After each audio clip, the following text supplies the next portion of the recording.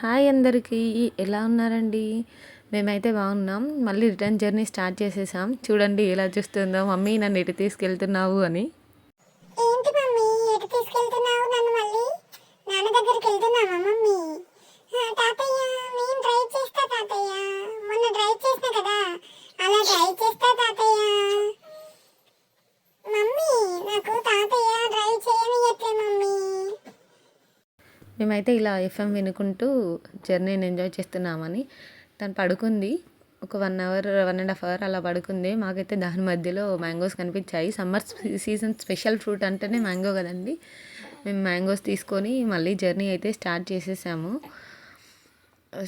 Journey start చేశాక మధ్యలో ఇలా పెట్రోల్ బంక్ దగ్గర అయితే ఆగామండి. డాడీ సిఎన్జి ఫిల్ చేస్తున్నాడు. మేము అలా కొంచెం ముందుకు అలా నడిసాము.